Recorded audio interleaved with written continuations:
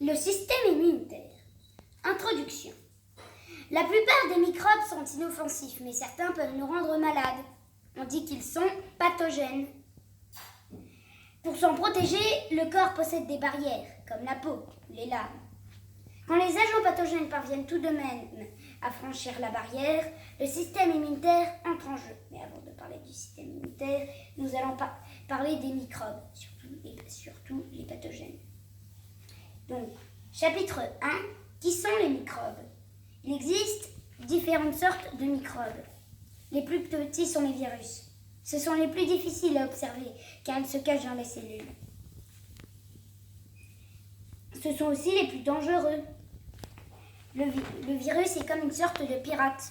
Il entre dans une cellule, puis la force à travailler pour elle. Il remplace le système de reproduction de la cellule par le sien. La cellule se met à produire des centaines d'autres virus, prêts à envahir d'autres cellules. Non, chapitre 2, le système immunitaire. Alors, notre système immunitaire est comme une grande armée dont les soldats sont les globules blancs. Ils ont deux manières de répondre à l'attaque d'un microbe pathogène. La réponse innée ou inflammatoire. C'est la première ligne de défense de ton corps. Cette réponse est très rapide, mais un peu moins efficace. Elle suffit pourtant à éliminer la plupart des ennemis. Si tu tombes et que tu te blesses au genou, par exemple, la barrière est rompue. La zone touchée va changer. Elle gonfle, elle devient rouge, chaude et douloureuse. C'est normal et c'est même une bonne chose. Ton corps lutte contre l'invasion des microbes. Les globules blancs qui patrouillent partout dans ton corps ont repéré la menace. Ils libèrent un message chimique. La zone se gorge de sang, ce qui permet aux autres globules blancs d'arriver plus vite, car ils se déplacent à travers son système sanguin. L'armée est déployée. Des soldats spéciaux, appelés macrophages, ce qui veut dire gros mangeurs, vont dévorer les virus, ou d'ailleurs les microbes, c'est autre aussi, et les digérer. Et la deuxième réponse, la réponse adaptative ou acquise. Mais parfois, les microbes sont plus malins et les macrophages n'arrivent pas à les détruire. Ils vont alors voler la carte d'identité des assaillants et se rendre dans les ganglions où sont hébergés les troupes d'élite du système immunitaire, les lymphocytes. Tu as des ganglions partout dans le corps, par exemple dans la gorge, sous la mâchoire. Tu peux les sentir quand tu es malade, car ils sont gonflés et douloureux. C'est parce que les lymphocytes spécialisés se préparent et se multiplient. Les soldats les mieux armés pour combattre ce pathogène particulier sont choisis. Comme ils sont mieux armés, ils sortent souvent victorieux de la bataille. C'est la deuxième ligne de défense, quand la première ne suffit pas. On l'appelle réponse adaptative ou acquise. Elle est beaucoup plus efficace, mais il faut environ une semaine pour qu'elle se mette en place.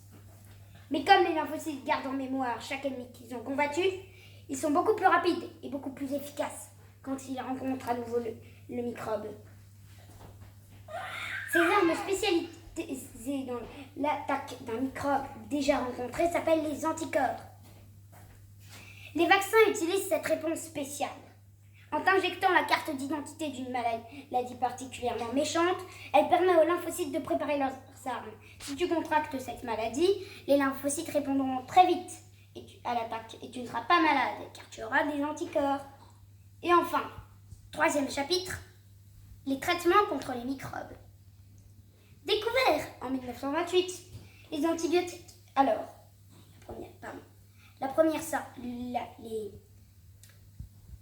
ce sont d'ailleurs les plus connus, les antibiotiques. Un des traitements.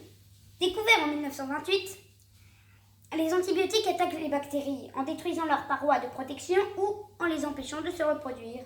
Ils fragilisent ainsi les troupes de l'envahisseur et le système immunitaire peut en venir à bout. Mais le problème, c'est que certaines bactéries résistent aux antibiotiques. Elles survivent, se multiplient et deviennent de plus en plus difficiles à détruire. Ça s'appelle l'antibiorésistance. Découvrir de nouveaux antibiotiques plus puissants ou de nouveaux moyens de tuer les bactéries résistantes est un des grands défis des microbiologistes, les savants qui étudient les microbes aujourd'hui. Et Deuxième sorte de traitement, les antiviraux, car les antibiotiques sont utiles pour les bactéries, mais pas pour les virus. Ces médicaments arrivent à détruire les virus. Ils peuvent bloquer la porte qui permet au virus d'entrer dans une cellule. Mais comme ils ont beaucoup d'effets secondaires, ils peuvent aussi te rendre malade si tu les prends. Ils ne sont utilisés qu'en cas de maladie grave. Et enfin, troisième sorte de traitement, le plus efficace d'ailleurs, les vaccins. Comme tu l'as vu, quand le système immunitaire a déjà rencontré un virus, une bactérie, un parasite ou un champignon, il a appris à fabriquer des anticorps capables de les détruire. C'est la mémoire immunitaire qui protège le corps d'une nouvelle attaque. Les vaccins sont des produits qui apprennent au système immunitaire, aux lymphocytes dont je t'ai déjà parlé plus tôt, à fabriquer des armes spéciales, les anticorps, pour réagir plus vite à une invasion hostile. En fait, les vaccins contiennent des microbes estropiés, des virus ou des bactéries affaiblies qui ne peuvent rendre malade ou seulement des morceaux de microbes. Mais ces microbes portent sur eux leur carte d'identité que le système immunitaire va prendre pour fabriquer des anticorps. C'est le microbiologiste Louis Pasteur qui a fabriqué le premier vaccin. En 1885, il injecte le premier vaccin contre la rage à un enfant de 9 ans mordu par un chien enragé. Conclusion. Dans notre corps, une guerre fait rage. Elle oppose les microbes pathogènes à notre système immunitaire. Celui-ci détient des armes très puissantes pour combattre les microbes pathogènes. Il y a aussi de nombreux microbes pacifiques ou voire qui coopèrent avec nous. Mais ça, c'est une autre histoire. Alors, maintenant, je vais vous présenter quelques dessins de microbes. Alors, par exemple, ici, on a un bactériophage. Donc ici, on a la capside, la tête, l'ARN, c'est sa sorte d'ADN, disons, son collier, sa gaine, sa plaque basale, ses fibres caudales et ses épines. Pour infecter une cellule, le bactériophage s'accroche aux cellules grâce à ses fibres caudales, ses pattes. Puis injecte dans la cellule son ARN avec ses épines situées sous sa plaque basale. On a aussi la rougeole qui est un virus extrêmement contagieux. Heureusement, nous avons un vaccin. Donc, comme son nom l'indique, elle entraîne des rougeurs soudaines. La plupart des virus de l'espèce sont antibiorésistants. Enfin, en tout cas, il y en a de plus en plus. Et enfin, pour l'occasion, je vous ai confectionné un SRAS-CoV-2. Famille la coronavirus. Étymologie d'ailleurs, c'est virus couronne. Coronavirus. Donc ici, on a la couronne. D'ailleurs, on en a plusieurs. Et elle provoque donc le Covid-19. Et maintenant, pour vous, attendez, la chanson des lymphocytes.